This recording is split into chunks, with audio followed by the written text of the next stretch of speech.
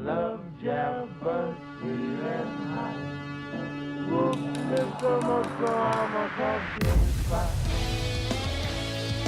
Welcome to Fueled by Death Show. Hey, it's not just a podcast anymore. Get ready, the show's about to begin. Jeff, it's not just a podcast anymore. Yeah, it's not. It's Welcome to Fueled by Death Show. We are so excited for another show and excited that you guys are here with us. If you guys are keeping track at home, this is the companion show to episode 99. Last double-digit show Of the podcast. We're going to get to all about that later on in this show, as well as some other fun stuff. I am very excited today. It's a good day. Jeff, are you incredibly excited? This guy knows me pretty well because I am the Incredible Jeff. And I am the amazing D-Man. And if you guys want to follow us on social media, it's really easy to do so. That was a little Sean Connery. Social If media. you'd like to follow us over at social media. Real quick, there was a moment where Dustin thought it would be very funny to talk like Sean Connery earlier this year. And For a whole day. So he did it for an entire day, and you broke yourself Yeah. to the point where you could not talk like a shitty version of Sean Connery, and it started to annoy you because you couldn't even break out of the... I actually think I have a video of it somewhere. Oh, man. We'll have to find that video. Oh, It was it's so pretty funny. bad. But you can follow us on social media. It's pretty easy to do. It's at the bottom of the screen throughout the entire show. I am at Jeff Wish Coffee. And I am at Death Wish Dustin. Jeff, what are the most fun things for you to post? What do you usually post about? I mean, oh, God, you guys know. I like posting about the cool stuff we do at Death Wish Coffee. I like posting about shit I like The Simpsons and Star Wars and that kind of stuff, and just random crazy photos that I happen to find myself in. It's always like three things, right? Three things that you're focused on for your Instagram account. I guess. I don't know. I'm kind of a little bit more like scatterbrained, I guess. Like, Yeah. I don't think about it. Like, if I see a photo, I'm like, that looks like a fun Instagram post. I'll do it. I'll make the post. I'll put the hashtags on and do it. And you've commented on that before where it's like, did you think about that? And I'm like, I don't know. I just do it. And you're sitting there like making sure your hashtags are perfect. I'm meticulous about my Yeah. Instagram. I'm meticulous about everything that I do, and it reflects in my Instagram. I even, like, when I post a picture, I even look at my log of pictures and see that the picture that I post fits in with the story that I'm telling. It's crazy. But I actually, there's four things that I mainly post about. It's either my dog, Yep. me working out, Yep. me playing music, Yep. or Death Wish shit. There you go. That's what you'll find pretty over good. at Death Wish Dustin. It's pretty easy. Speaking of social media, though, please take a moment out of your day and follow at Real Christian Slater over on Instagram or just at Christian Slater on Twitter. I don't know why we love Christian Slater so Because much. we started the Church of Christian Slater. That's the reason why. You can become a part of that, too, once we get that website up and running. And just take a moment out of your day, too, and approach a random stranger on the street and ask them if they have spent a moment following Real Christian Slater. And if they haven't, you can help them do that as well. And if you remember, just videotape it. We'll post it on the show of you asking random people to follow Christian Slater. I think that's great. I swear to God, follow Christian Slater, the podcast, is going to happen in 2019 probably. I like it. Either that or we're just going to get Christian Slater on this podcast, like, in 2019. We need to have our own, like, podcast with Christian Slater regularly. Yes. Like a weekly Christian Slater podcast. Yes. I'm so into all of this. And at the top of the show, I just want to tell you guys, if this is your first time joining the show, here's the deal. We love every single show to give away something cool, and this one's no different. We're giving away this red grinded out mug. D-Man and myself will sign it and send it out to one lucky winner. All you got to do is share this show and drop a comment in those comments and become part of the conversation. And throughout the entire show, after the show is over, one lucky comment will be picked and will win this mug. And I promise we won't show any favoritism to people commenting about Christian Slater. That's true. And we also want to thank our good friend Brock Powell. BrockVox.com. He's the voice actor on this show and 1,000 voices out there in the world. speaking of social media, go follow BrockVox on all social media. He is pretty awesome, and he's been posting a hell of a lot more lately, I've been noticing. I'm so proud of my little Brocky. I'm very proud of him, my too. 30-year-old Brocky. Yes. So stick around, guys, for this show. We got some really fun stuff. We got some spacecraft dying on science. We've got meeting, obviously, our weekly Death Star. Hey, and it's our weird Death that we guest. have spacecrafts dying, and then the next sentence you have Death Star. That's true. That's true. That's true. And they're not even dying, just their watch has ended. Nice little Game of Thrones reference there. And, We're everywhere today. We're roasting beards in No Shave November on the roast. And on the update, you guys are going to want some news about the new mug, maybe the mug after. Some merchandise coming up. Maybe some edibles. Not that kind of edibles. No, not that kind of edibles. So you guys are going to want to wait all the way to the end for that one as well. We got all sorts of good stuff. Let's not wait any longer. Secret code unlocked. Discount of death. This week until Wednesday, November 14th, if you use the discount code Justin, spell it, Justin, that will nail you 15% off of everything on deathwishcoffee.com. This is the best discount code that we give away, and you have only a week to use it. I said until Wednesday, November 14th. After that, it no longer works. Guys, the holidays are right around the corner. You're obviously thinking of, like, what am I going to get, so-and-so for Christmas or Hanukkah or whatever. There's always those people on your list that you're just, like, racking your brain. Like, what am I going to get them? Everybody loves coffee. Everybody loves cool merchandise. We have both. And for 15% off of everything for the week, there's no better time to buy it. I mean, who doesn't want a kick-ass mug, whether you drink coffee or not? It's just the way it works. Those mugs are awesome no matter what shape or size that they come in, and we always have them on deathwishcoffee.com, and you can get one for 15% off or anything else that you would like to get with the discount code Justin. And this just in... this week on the show, we were doing so good. Science! All right, D-Man. So on science this week, I've got two separate stories, but they're basically the same vein. There are a couple spacecraft that ended their missions over the last week. I mean, it's inevitable, right? It is inevitable. First up, I want to talk about NASA's Dawn mission. Now, Dawn was sent to observe the two largest bodies in the asteroid belt, Vesta and the dwarf planet Ceres. Dawn launched in 2007 and actually, through all of its time out there, has put over 4.3 billion miles on its odometer. Whoa. It's very hardworking. It orbited Vesta, the one body out there, for more than a year, and it found that a grouping of meteorites, abbreviated HED, actually came from Vesta. We were able to take samples of Vesta and find out that the same chemical compositions were the same stuff that have impacted Earth and the Moon. Ooh. So we knew that they came from there, and this large celestial body, it's about the size of Saturn's moon and Enceladus, actually contained hydrated and carbon-rich material. There's a lot of water on this celestial body, which we did not know just looking at it through a telescope. And I think that's pretty cool. The spacecraft Dawn also orbited Ceres and found that the only dwarf planet we have in our inner solar system has an ocean where ammonia and water react with silicate rocks. So that ocean of water and ammonia actually freezes and deposits a lot of this material, and it's exposed. So when it was orbiting this dwarf planet, we were actually able to see all of this material and find out that there was organic material mixed in with the mix as well. Weird. Remember when water and organic material in space was a thing that we didn't even know existed? Science fiction. It's so weird that we're just finding it everywhere now. Yeah. And not only talking about science fiction, the coolest thing about Dawn is it was propelled by ion propulsion, and that literally came from Star Trek. And now weird. exists in reality. I love it when technology like perfectly reflects science fiction, and it does so many times where, I mean, the idea sparks from these stories that we make up, and then it gives these scientists ideas of what to actually do with the future of technology. It's pretty intense. It is pretty intense. I have a really cool video about the final mission of Dawn here, right from the European Space Agency, and check that out. You know, when you work on a mission this long, it feels like a part of you.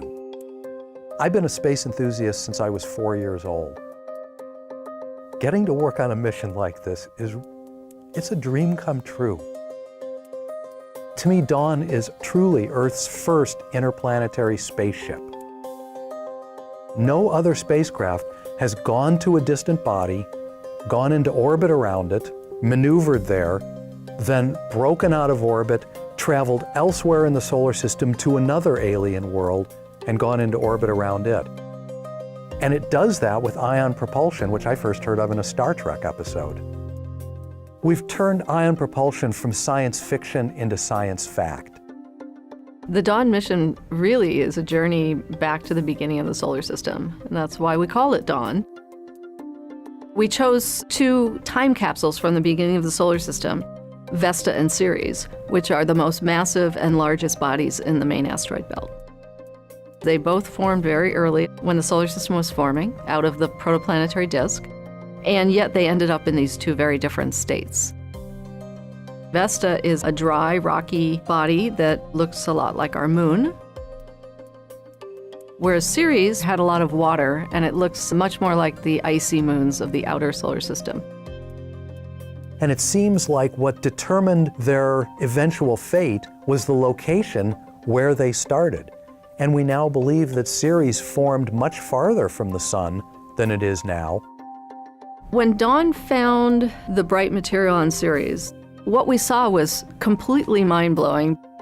It was made of sodium carbonate. Sodium carbonate is not common in the solar system, but we see it coming out of the plumes of Enceladus. We see it in lakes on Earth, and here it was on the surface of Ceres. The mission will end when Dawn runs out of the conventional chemical propellant that it uses to orient itself in the zero gravity of space. Dawn will become this inert celestial monument in orbit around the dwarf planet that it unveiled. Dawn serves as a lasting reminder that the passion for bold adventures and our noble aspirations to reach out into the cosmos take us far, far beyond the confines of our humble home here on planet Earth.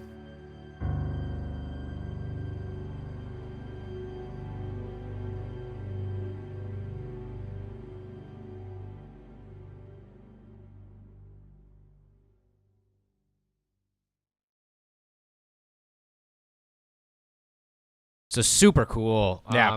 The spacecraft ran out of fuel officially on November 1st, and because Ceres has conditions that interest of science and scientists who study chemistry that could lead to the development of life, NASA follows very strict protocols for planetary protection and disposal of spacecraft like this. So that being said, Dawn will remain in orbit for at least 20 years, but engineers have more than 99% confidence the orbit will last at least 50 years. Wow. Dr. Carol Raymond, who is NASA's Jet Propulsion Laboratory investigator, said, in many ways, Dawn's legacy is just beginning. Dawn's data sets will be deeply mined by scientists working on how planets grow and differentiate and when and where life could have formed in our solar system.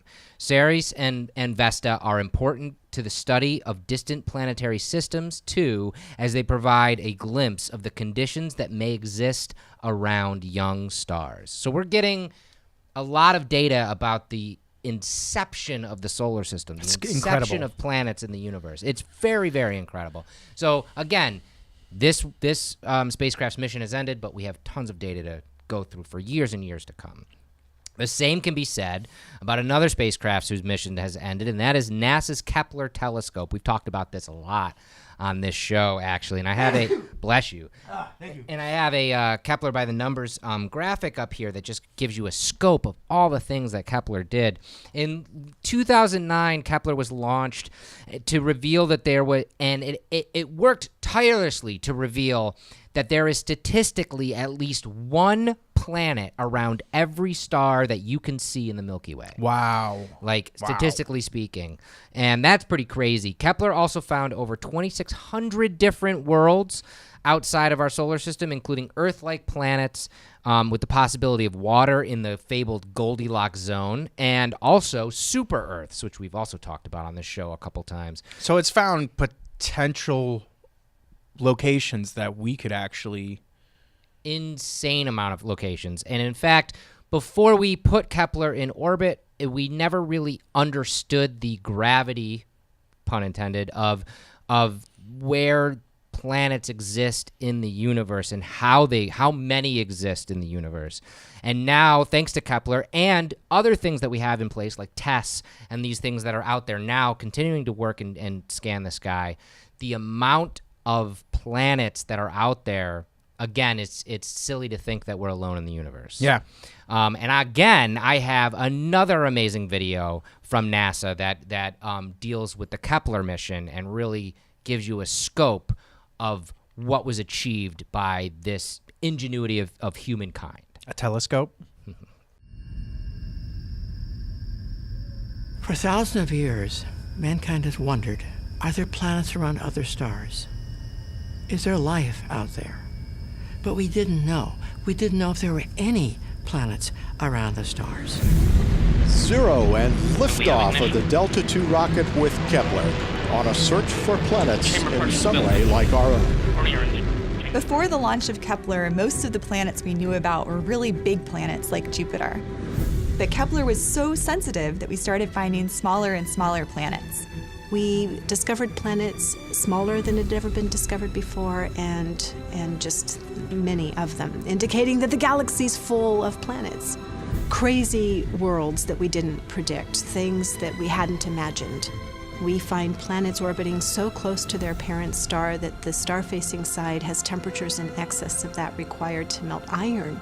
These planets have an entire hemisphere that's like a liquid ocean, but it's not an ocean of water, it's an ocean of molten rock. We see planets that are orbiting not one, but two stars. That is, if you look in the east, you'd see not one star rise, but two. Almost all the astronomers that I know grew up reading science fiction. That's why a lot of them got into the business of looking for planets in the first place, to find out if any of this, fantastic speculation that inspired us could be true. And now we find out that, yeah, it could be true. We learned from Kepler that the most common types of planets in the galaxy are unlike the planets in our own solar system.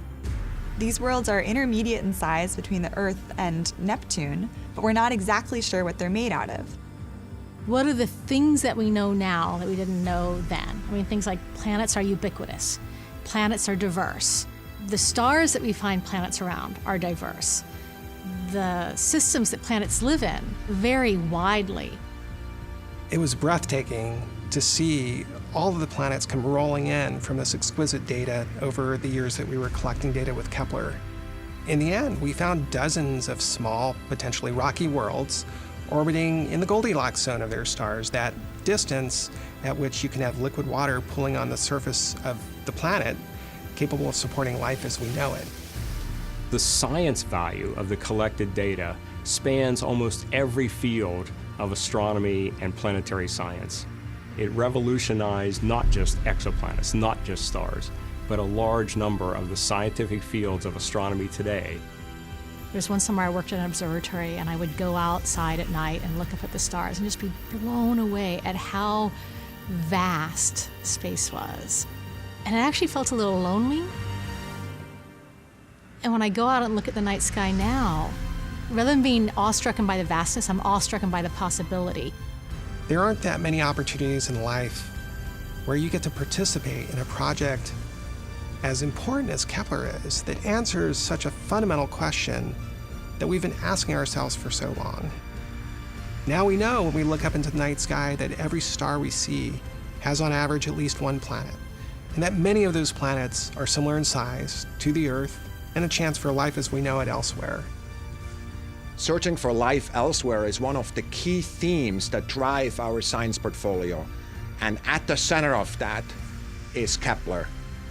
New missions, like the Transiting Exoplanet Survey satellite TESS and the James Webb Space Telescope, will build on Kepler's success and take our search for life to new heights.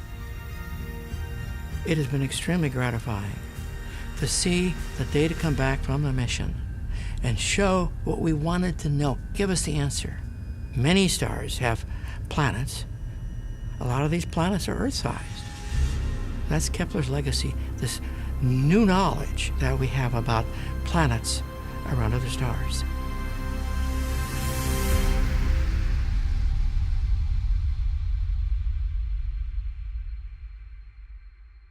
Yeah, I mean, we're living in an age, I remember being a kid and, looking up at the sky and being like, I wonder if aliens are real. I wonder if, we're alone in the universe. Not only do we have things like Kepler that have proven that there are countless planets out there, but we have discovered life on other planets. We've discovered microscopic organic material and this kind of thing that are out in the universe. So it's like, it's only a matter of time before we really can hone in on this data and find out that there are planets out there that 100% are supporting, complex life forms. And I feel like we're just getting started. I mean, you look at Kepler, this thing is technology from 10 years ago. Yeah.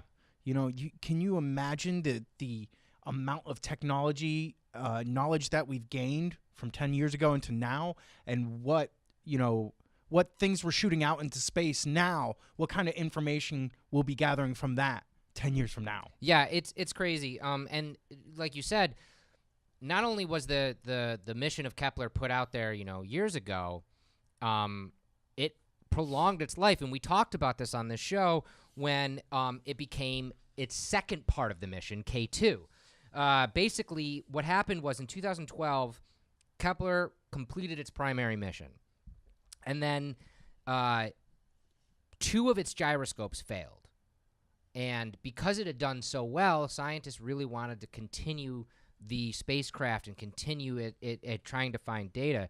So NASA engineers found a way to use solar pressure to keep the spacecraft temporarily pointed in a desired direction, and they did that since 2013. Wow. And so that was the beginning of K2, and it still was scanning the sky and still finding more and more and more and more stuff. It has been running ever since, gathering science from 19 different patches of the sky with populations of stars, galaxies, and solar system objects.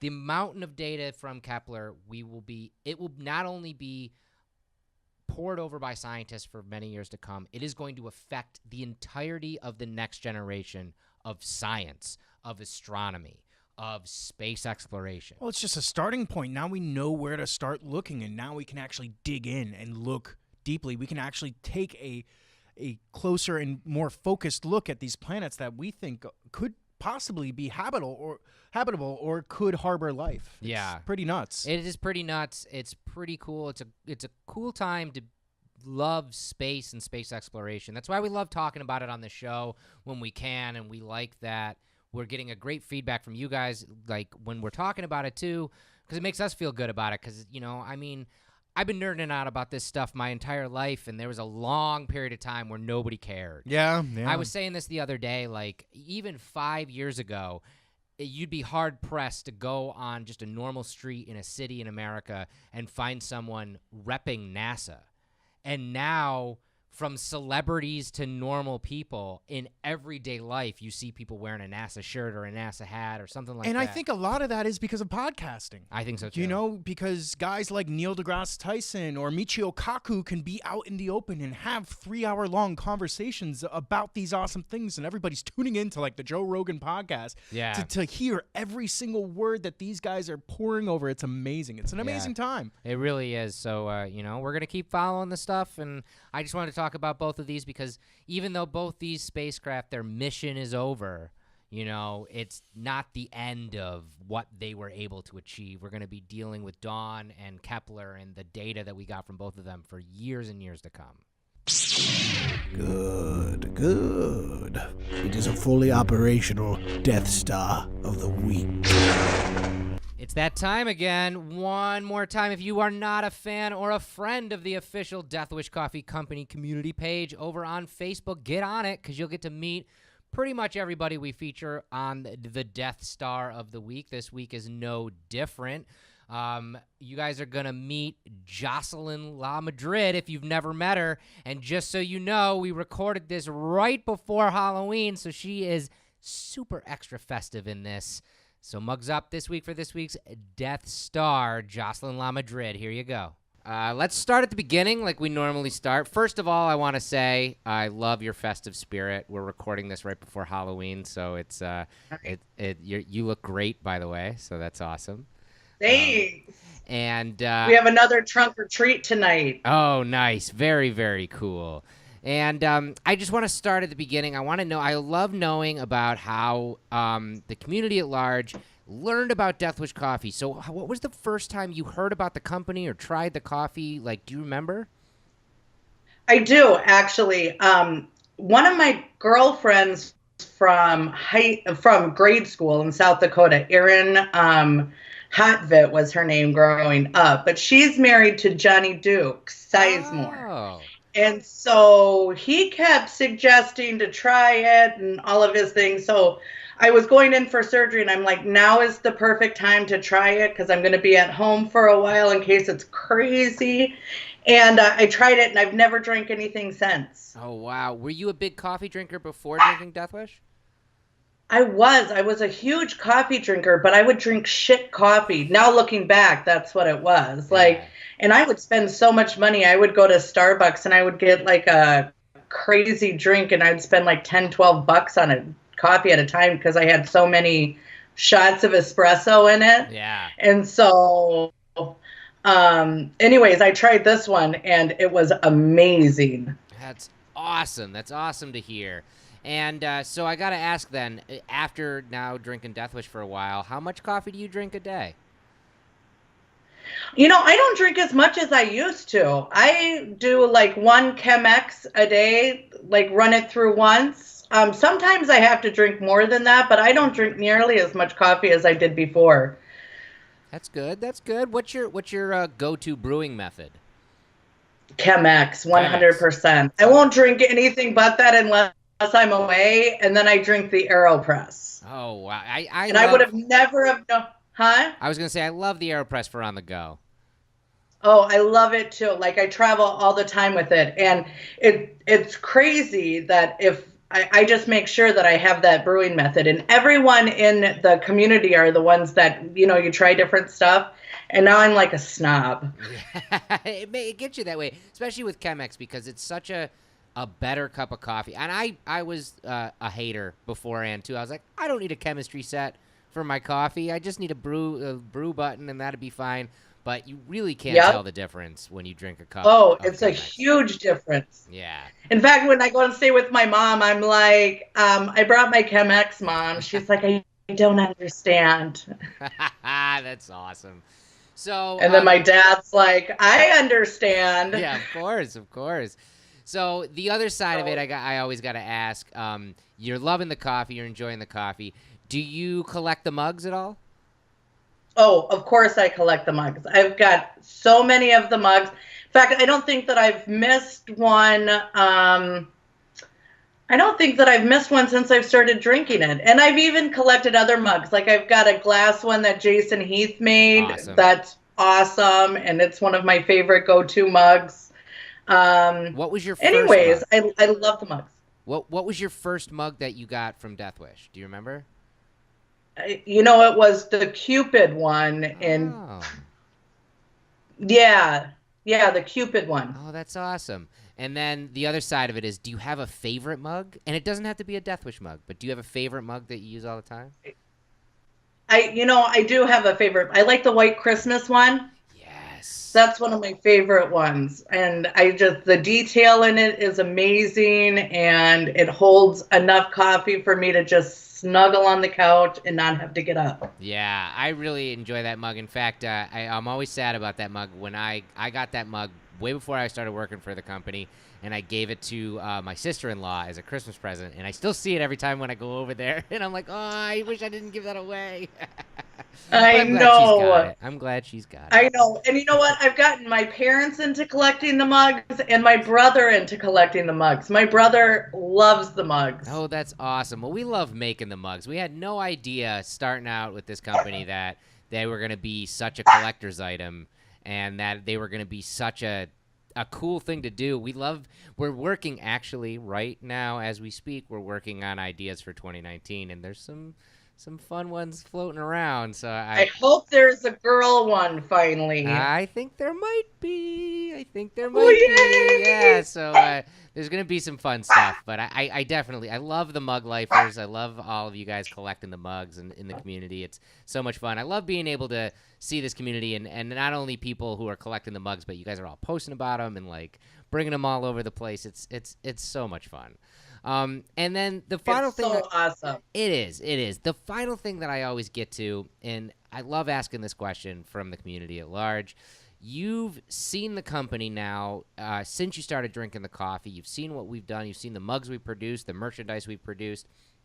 Is there anything that we haven't done that you think we should try? This can be a piece of merchandise, a mug idea, sponsorship, anything in the world.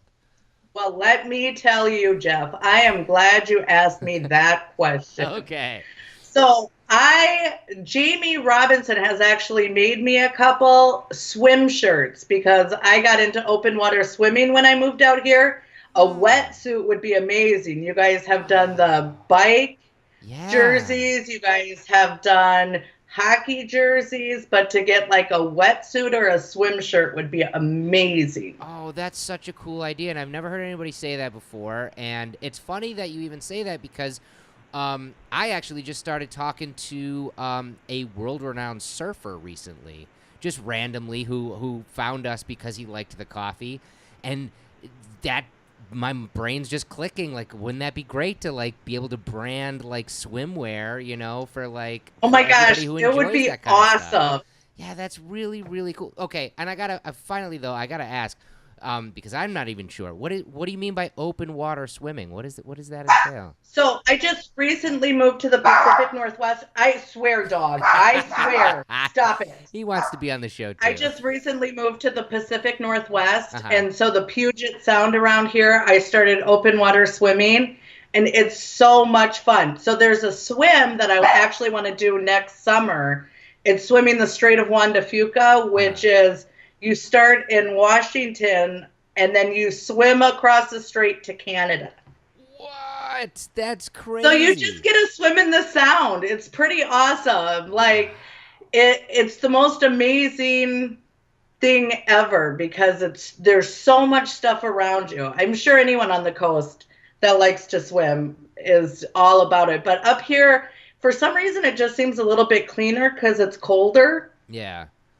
That's so cool, though. I'm definitely going to tell the powers that be that that's a product that we should be looking into, is because I love the different apparel that we make and the different merchandise that we make, and we're always looking for new and random ideas to try. And swimwear, that's a great idea. I really hope we can do that. Absolutely. That's what you need to do. Awesome. Well, I can't thank you enough, Jocelyn, for taking time and talking with us on the show today. It was a lot of fun. Yeah, thanks, Jeff. Oh, you're welcome. The Fueled by Death guest. All right, this week is another employee episode, and I just got to say, I had a hell of a lot of fun talking with Justin on this week's episode. Yeah, Justin's the man, and, you know, I get to spend a lot of time with him over at the production facility. Yeah. And it was really good to actually sit down. And, I mean, we geek out a lot, but this was a full-blown... Totally. It was a geekathon. Totally. I mean, we like a lot of the same nerdy stuff, so we kind of like got off on a bunch of tangents.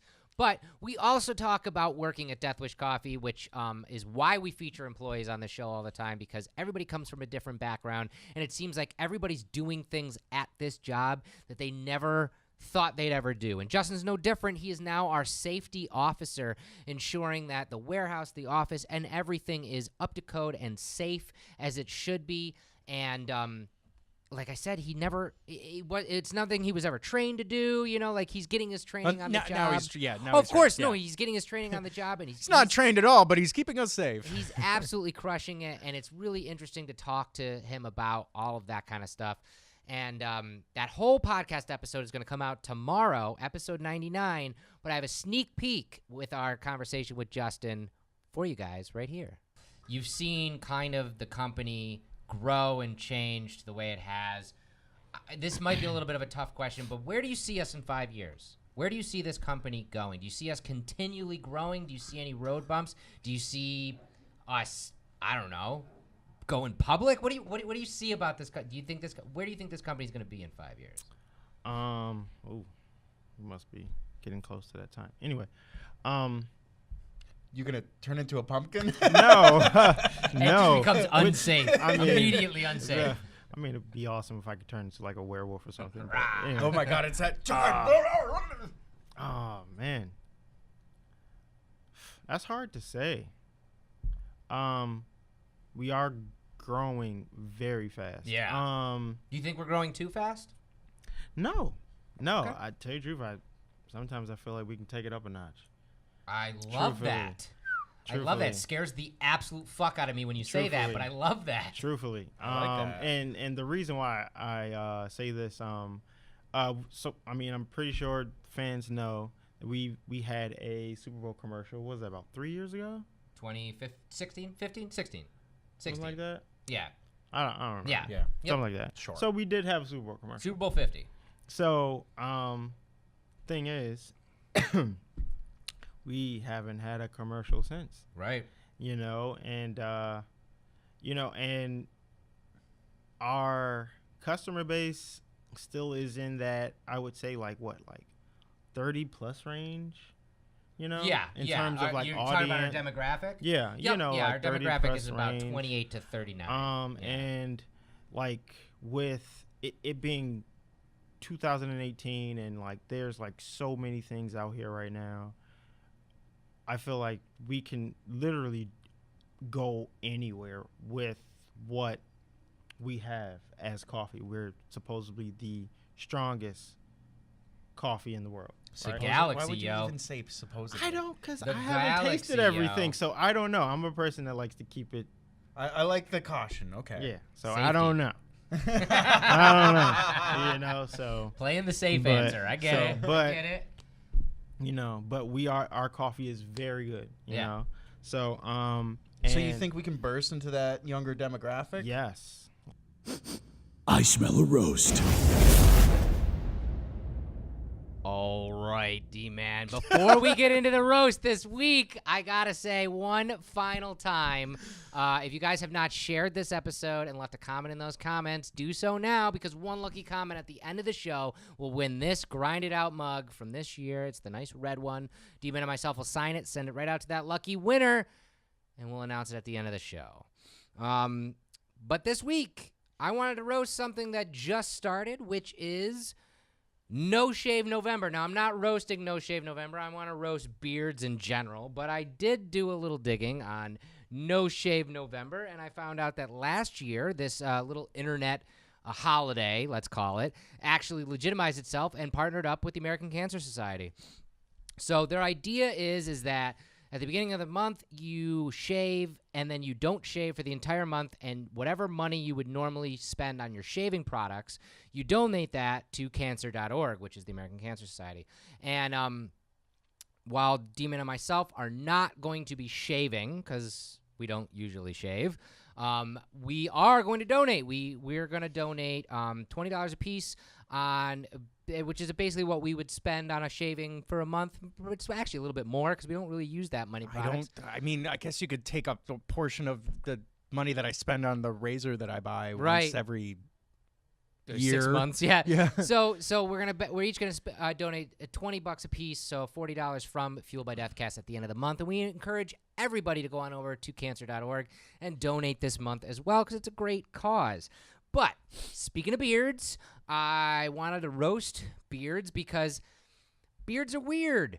Weird beards. It's something that society has revered and vilified back and forth forever. It's so strange because a beard to me is always just like, it's there. Right. It doesn't define me. Right. I like to mold it so I look proper. Right. But I beard or not, I'm still just as manly with or without the beard. But some men define their manliness with a beard. It's true. It's and so strange. So, and what I'm getting at is throughout history, it has either been considered a symbol of manliness, of virility, of masculinity, or the other side of it, it's a symbol of savagery, of uncivilization, of that other side of it. And I wanted to go down a little bit of it. But this first picture actually is ancient Mesopotamia.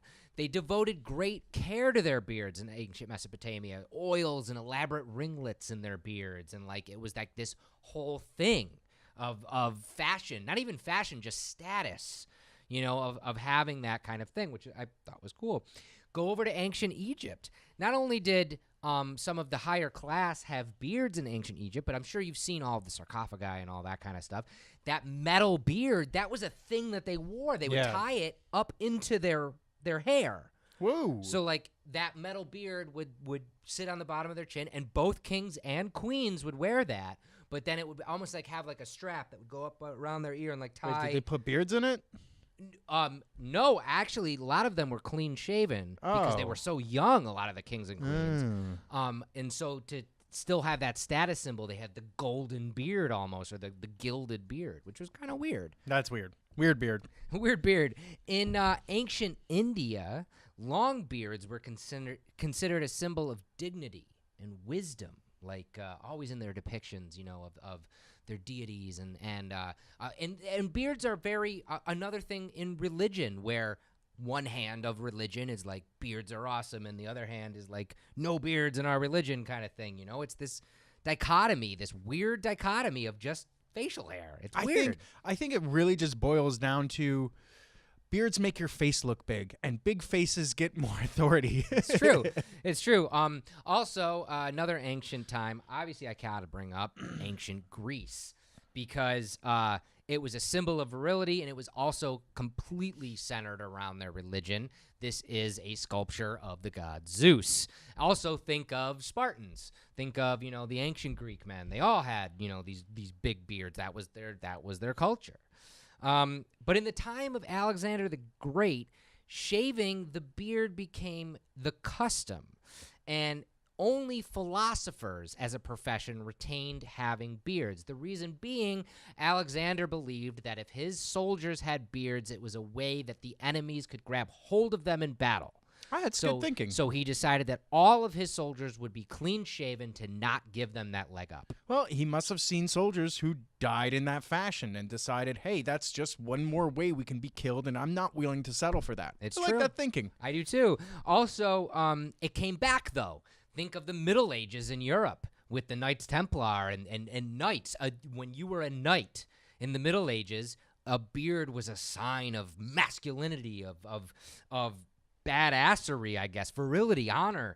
And at this time, just holding another man's beard was considered a horrible offense, to the point where you would get into a duel with another person just by... Don't do it. See? It would be bad news. It'd be bad news. Yeah, you're right. There was just something in my DNA that ignited when you reached over for my beard. It's not good. But would you think that was a common happenstance where some dude would just say, hey, nice beard? And... I guess it would be a happenstance to piss somebody off. You really wanted to go, piss somebody off, you'd go up to them and yank their beard or whatever, and then it would be like a fight, basically. Yeah, that makes sense. During the 15th century, it flipped again. Most European men were cleanly shaven in the 15th century. But then, cut to another 100 years later, and beards were allowed to grow to incredible lengths. It flips almost every single century. Now, I'm bringing this up as well, the Viking culture. Obviously, the beards were everything, you Yep. know, and that was their entire culture. And I'll tell you why. Why? Because it was fucking cold. Exactly. And that's the truth. It wasn't just about virility. It wasn't Yeah. just about masculinity. It was like, let's be as hairy as possible because we live in a barren wasteland. Yeah. Why do you think they wouldn't try to conquer things that were warmer weather? And I'll tell you what, during the colder months, when I'm outside, the wind's blowing, this beard makes a big difference. Definitely. And then by the 17th century, beards were shorter again, and Peter the Great in Russia actually even proposed a tax on beards to ensure that his countrymen were clean-shaven. So if you had a beard, you had to pay a tax. Weird. So people obviously opted to be clean-shaven, so they didn't do that. But then it flipped again. And by the 19th century, men of class were usually clean-shaven, but then it was adopted by world leaders and cultural icons to have beards again. And that was like going back to Russia, Russia's Alexander III with his big old beard. Charles Dickens, he had that iconic like goatee-ish kind of beard, and obviously Karl Marx, big bushy beard. Oh yeah, the big one, huh? Yeah. But then cut again to the early 20th century, and clean-shaven's the deal again. It's just flip-flop, flip-flop, flip-flop. Clean-shaven all again, and it remained that way into the 50s, to the beatnik generation. Oh. And most famous of that is probably Allen Ginsberg, the beatnik poet there. But a lot of people started bringing that beard back. And by the end of the 20th century, into the 21st, the beard has made almost a full comeback back into popular culture. Starting, goatee-wise out of the 50s and, like that kind of thing with mustache, no mustache.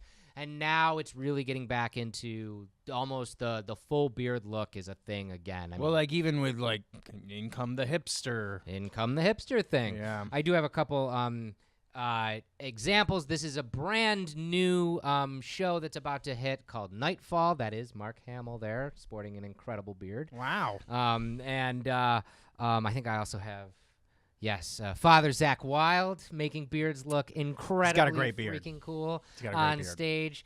And obviously all the beards roaming Westeros. Mhm. And again, they're just all over popular Once again, it's culture. cold. Yeah. By the way, if you go more south in Westeros. Yeah. It becomes like in King's Although Landing the and stuff. Dothraki, they've got it. They definitely had their beard culture for sure. So. Yeah, but they were east. Yeah.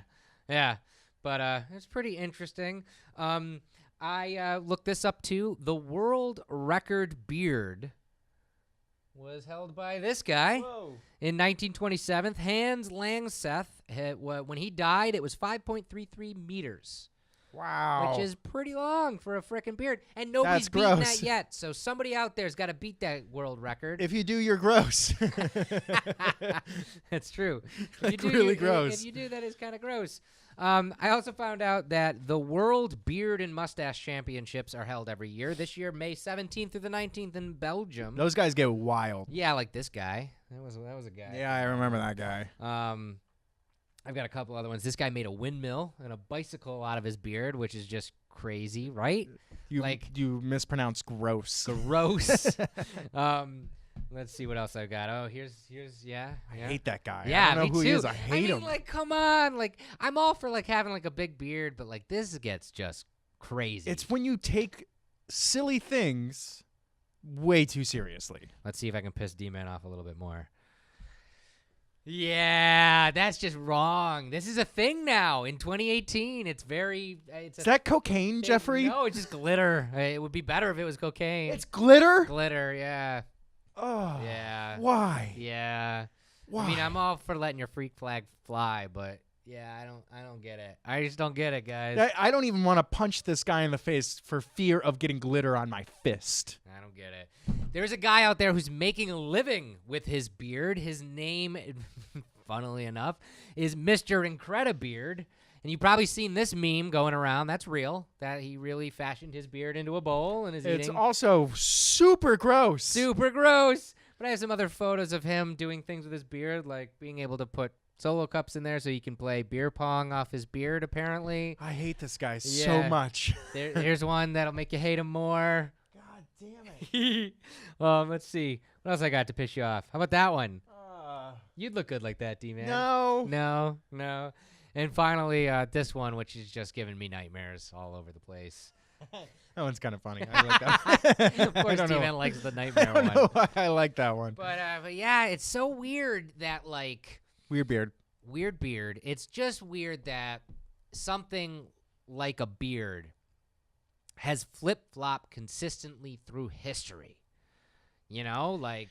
Yeah, it kind of seems like it becomes some sort of standard where it's like, we're not savages, everybody has to be clean-shaven.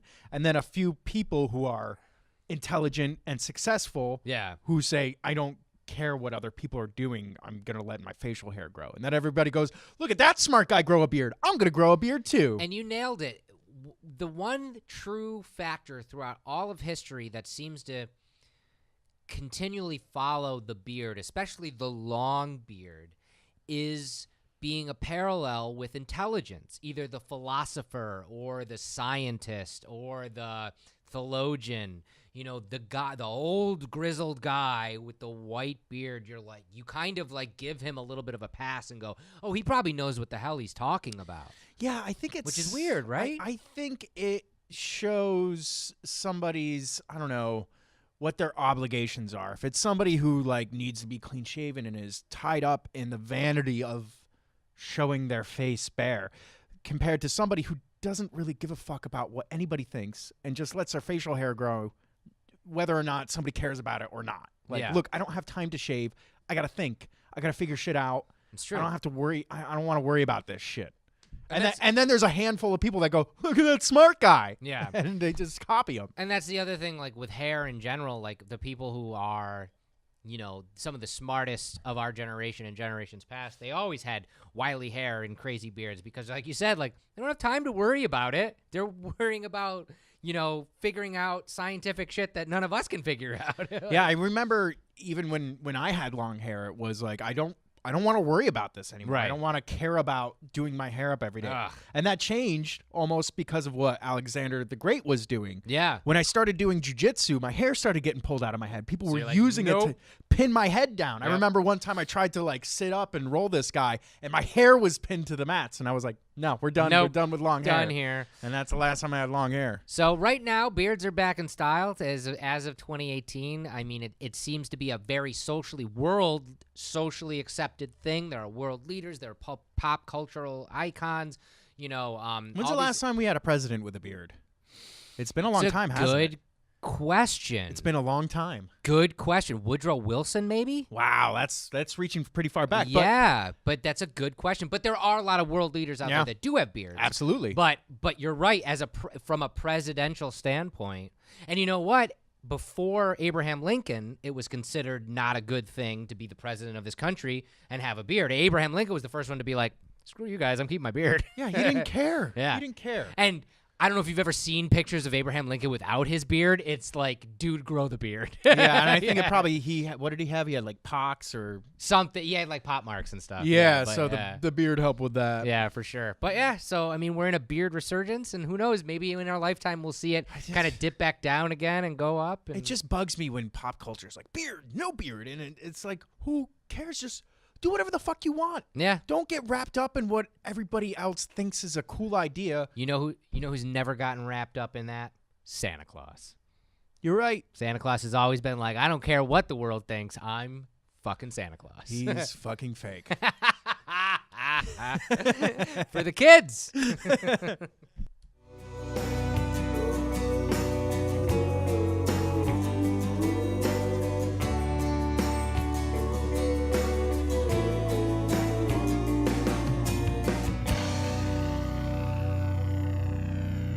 D-Man's Death Wish Update. Brought to you by Death Wish Coffee. Okay. We've been trying to keep you guys in the loop as much as possible. I know that it seems like a lot lately, and it is. We save usually the best for last every single year. And this year's no different. We have so much cool shit coming out at the end of the year. Look at what's in front of us, Jeff. That's incredible. I feel like they're fabled, and when they finally came in, it was like, I don't know, checking out a unicorn horn or something, you know? Yeah, so just so you guys know, the Space Oddity mug is right around a corner. This is the actual version. This is the beautiful, beautiful glaze. Never been done before by Deneen. By the way, it just doesn't show up in pictures like it does It really in real doesn't. life. When you have this close up to your face, this straight up looks like the galaxy in a night sky. It really does. But the one sitting next to it in beautiful NASA orange is actually our golden ticket. And if you've never heard us speak of that on the show, I'm going to run it down again for you guys because Golden Ticket Day is tomorrow. Tomorrow, everybody. Jeff? Tomorrow. Oh, my God. So that means tomorrow, if you go to deathwishcoffee.com, you can make any purchase. I don't care what it's for. Whatever it's for, you have a chance at winning one of these NASA Orange Space Oddity mugs. There are less than 30 in existence, and one will show up randomly in your order if you win. Now, the other cool thing about a Golden Ticket Day is that everybody that orders on that day will get a special patch. And I'll show a picture of it in the show so you can see it. But it is the patch of the medallion. And that patch is a free with every single order made tomorrow on that Golden Ticket Day. And if you're a subscriber to our coffee, you're going to get that patch in your next subscription when it's delivered to your door. Right now is the best time to become a subscriber for the coffee because if you know how we work, we do it the same every time, guys. Golden Ticket Day's tomorrow. That means within a week or two, the actual mug release, this guy is going to get released on deathwishcoffee.com in only a week or two. And when that happens, if you are a subscriber to coffee, you get a day early access to buying this mug. And this mug is I have no idea what's going to happen. Maybe I'm wrong. Maybe they're all just going to sit on the website and everybody's just going to twiddle their thumbs and not buy them. Not a chance. I don't think that's going to be it. Not a I chance. think they're going to sell out really quick. I'm calling it right now. This will be our best-selling mug all year. Yeah. Last mug release was our best-selling mug this year so far with the Nevermore mug. Oh, the Nevermore mug was the best one. This one's going to be better. I'm telling you right now. All right. So you guys it. are going to want to get on that. So once again, tomorrow is Golden Ticket Day. Every single purchase will have the chance to win this NASA Orange variant mug. And then only a week or two later will be the actual release of the Space Oddity mug. So keep going. Keep paying attention to everything. And finally, subscribe to that text list. Text mugs to 484848, and the day of the actual release, not the subscriber day early, not the golden ticket, the actual mug release day when this is released to the general public, you'll get a text message the minute it goes live on site. Oh. And you'll be able to purchase that right from your smartphone. Wow, watch your little microphone there. Oh, yikes. Take out a tooth. Next up, I want to talk about something. I've been wearing it all show. We are doing a cool partnership contest with this incredible company, Suavecito. Suavecito makes incredible hair products. And we're doing this because of No Shave November.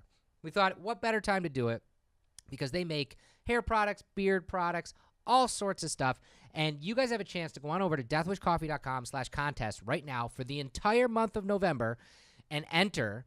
There's multiple ways to enter every single day, and you're going to win a whole prize pack from Suavecito and a 5-pound bag of Death Wish coffee. Damn. Yeah. And I got some of the products right here. Oh, what do you got, Jeff? I got to say, I have a little bit in my beard at this very moment. It smells nice. I like the scents on these. It's almost like a sweet cologne. Yeah. I've been really digging this. This is their Firm Hold Pomade, and it's in my hair right now. I'm going to be using it all month long.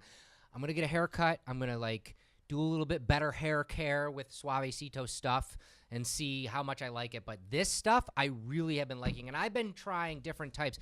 This is a gel-based stuff where the stuff I had been using before was a clay, and I didn't really like the way the clay was, in my hair, and I really like the way this gel is. So you're going to get that. You're going to get a different type of pomade.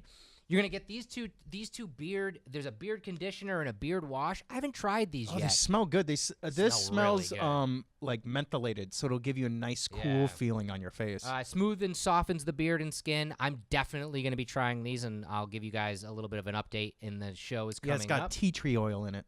Smells good. There's a grooming wax. I've never been one to put like wax in my beard. Used grooming wax for a while. I think when I had that stupid curly mustache, I used the grooming wax a lot. But you're also going to get a beard comb and a 2018 Hammer mug from Deathwish Coffee as well. So it's a great prize pack, all this kind of stuff. I really enjoy doing cool contests with cool companies.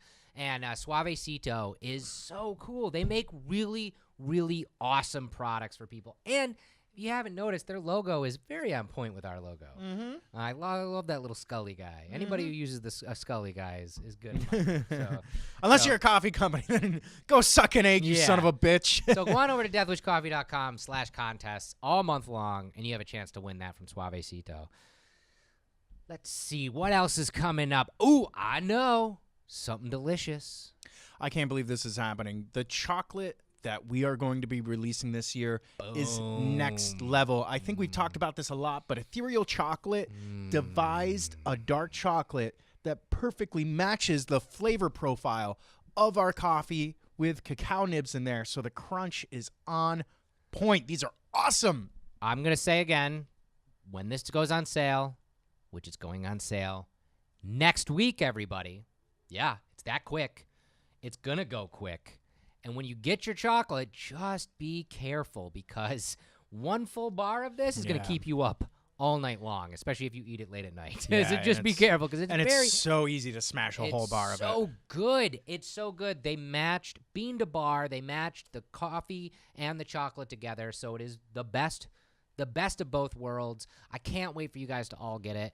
Next week, this is going to go on sale, and when it's gone, it's gone. I think we're going to have a couple ways to buy it. You're going to be able to buy it in single bars. I think we're going to do like a pack. I don't know, like a 2 or 3 pack or something like that to make it more easier to get because I know I'm going to want 3 bars of it. Yeah. But again, holidays are right around the corner. What a great stocking stuffer or just a great present in general, you know? Yeah, like we should have a good amount to run throughout the year. I know we're getting one big load and we're getting another load later this year, so I hope so, guys. It's it'll go quick, but we'll be working with this company a lot more. Totally. This is the beginning of a beautiful friendship. I know we have some big plans for the beginning of 2019 concerning chocolate-covered things that I don't know might or might not be coffee beans. Yeah, we can't really talk about that too much, but we're really excited about working with Ethereal Confections and this brand new chocolate bar that we're coming out with. I got something big to tell you guys. We're coming out with a huge bundle for the holidays. It's right around the corner. I don't even have a photo to show you yet, but I wanted to give you an idea of what it's going to be. So these are camper mugs, ceramic, awesome mugs made in America, all right? And you're going to get in this big bundle, you're going to get the Valhalla Java, the Deathwish Coffee, and the coveted Barrel Brand. We rarely do Barrel Brand merchandise. And here's the kicker. In this big bundle box, you will get 8 ounces of whole bean Barrel Brand. Yes. You will get 16 ounces of whole bean Deathwish and 12 ounces of whole bean Valhalla Java. Now, this will be, it's the perfect gift for any coffee lover. When we talk about the perfect, it really is because you're getting 3 different variations of coffee, all from us, and 3 awesome mugs. And so, as a set, it's going to come in a beautiful box created by this guy. And as a set, I can already see it. I've seen mock-ups of the box with the bags and the cups in it. And it's like, immediately I'm like, that'd be amazing to unwrap under the tree. But keep in mind, guys, this is going to be extremely, extremely limited. We will only be releasing 1,500 bundles. Yeah, that will go so quick. It's going to be a higher price point, obviously, because you're getting 3 bags of coffee and 3 mugs in a super special box for it. So, you can you can do the math yourself. It's going to be a little pricey, but it's going to be super worth it. Like I said, it's the perfect gift for any coffee lover out there. And for you mug lifers out there, this is pretty rad. This is directly because of you guys. Yeah. We listen to what you guys say, and true. we heard this year, one of the things that the fan base was saying at large was, man, I wish you guys would make more Barrel brand merchandise. We love the Barrel brand coffee when we make it. And so we came up with this idea to do this, and you're going to get this. I love the look of the mug. I love that, I don't know, what's it, eggshell? Yeah. White. That it looks so good. Yeah. It came out great. It really does. So we can't wait for you guys to get that kind of stuff. Finally, I've got something I shouldn't even probably say, but I know we're probably teasing it already, so I want to say it anyways. You guys know the Space Oddity's coming. We've been talking about it since all the mugs we have on the table. I It's know. crazy. We've been talking about the Space Odyssey mug since we sent coffee into space, you know? So, I mean, you knew that this one was coming. You've been excited about it. We're excited about it. There's one more this year. There's one more. You know it's coming. You know we do a mug around Christmas time. You know we do. It's going to be a mug set. Was I supposed to say that? I guess I wasn't, but we're good. There you go. And I'm going to tell you what the theme is. The theme is a witch she's a Christmas witch called Frau Perchta. And as the story goes, it's an old European story that, and this is amazing. If you were a good child during the holiday season, she appears to you as a beautiful lady in white, and she gives you a silver coin as a present. And if you were a bad child, she appears to you as a gnarly witch, and she cuts open your stomach and stuffs you full of straw.